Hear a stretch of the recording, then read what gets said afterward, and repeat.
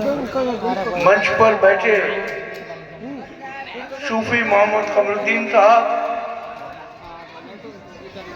जावेद हुसैन साहब, अमजद चिश्ती जी, सोमा भाई, हम आपके इलाके के लोकप्रिय काउंसिलर रहे भाई तोता जी, हमारे प्रेम अग्रवाल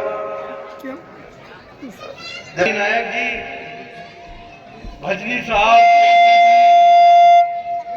हमारे बीच में आए हुए चतुर्वेदी जी जो मेरे बहुत पुराने मित्र हैं, गोपाल जी, राम गोपाल जी, क्योंकि बहुत लंबी एक फहरिस्त है।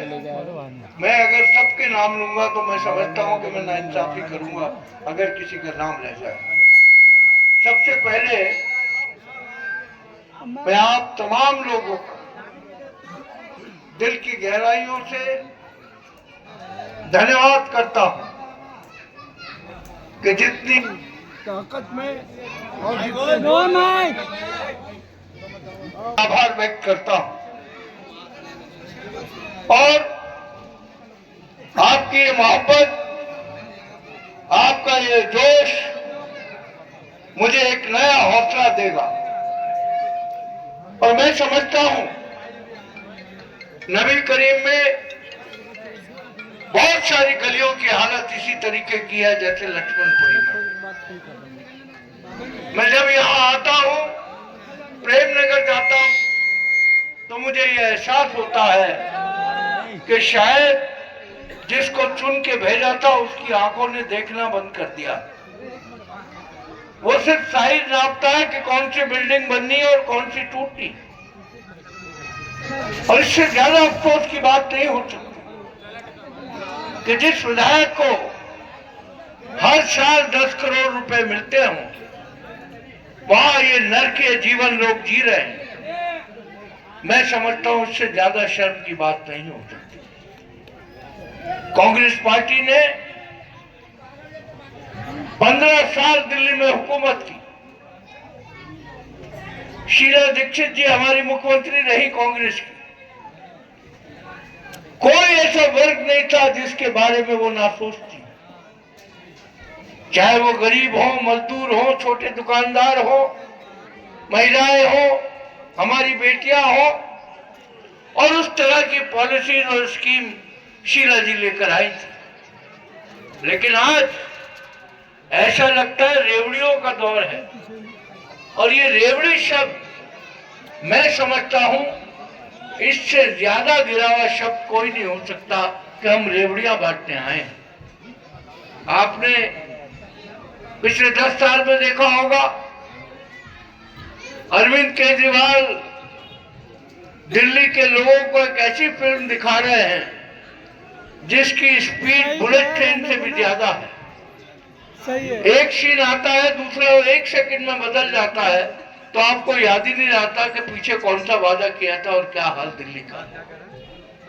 जो पार्टी भ्रष्टाचार से लड़ने के लिए बनी थी, अरविंद केजरीवाल को पूरा हिंदुस्तान भ्रष्ट दिखता था। कांग्रेस के नेताओं पे आरोप पे आरोप, आरोप पे आरोप, चाहे वो सोनिया जी हो, राहुल जी हो, मनमोहन सिंह जी हो, कपिल सिब्बल हो, ऐसे अनेकों नेता पे उन्होंने टिप्पणियां की और बाद में जाके उन सब के पैर पकड़ के माफी मांगे जब कोर्ट के अंदर केस चले गए। कांग्रेस पार्टी का इतिहास कोई 10-12 साल पुराना इतिहास नहीं है। कांग्रेस पार्टी का एक सुनहरा इतिहास है जब हिंदुस्तान के लोग अंग्रेजों के खिलाफ जंग लड़ रहे थे, आंदोलन आजादी का। आज जिस तरीके का वातावरण है, जब आप इतिहास के पन्ने पलटोगे तो आप देखोगे कि किस तरीके से हिंदू, मुसलमान, सिख, ईसाई, दलित, बौद्ध, जैन सब ने मिलकर इस देश के लिए छाती पे गोलियां खाई। और आज आजादी के बाद इस हिंदुस्तान को बनाने का अगर किसी ने काम किया, उनका नाम था महात्मा गांधी, पंडित जवाहरलाल नेहरू, मौलाना अबुल कलाम आजाद, बाबा साहब भीमराव अम्बेडकर जी ऐसे अनेकों नेता थे जिन्होंने इस देश के निर्माण में अपनी सोच लगाई। लेकिन 2014 से ऐसा लगता है कि आजादी 2014 में ही मिली है। आज चाहे वो भारतीय जनता पार्टी हो चाहे आम आदमी हो, एक ही सिक्के के दो पहलू लगते हैं। क्योंकि आपने देखा होगा अरविंद केजरीवाल जहां जहां कांग्रेस चुनाव जीतने की स्थिति में थी, चाहे उसके पास एक वोट नहीं था, लेकिन वहां जाके कांग्रेस को हराने का काम अगर किसी ने किया है तो ये अरविंद केजरीवाल ने किया।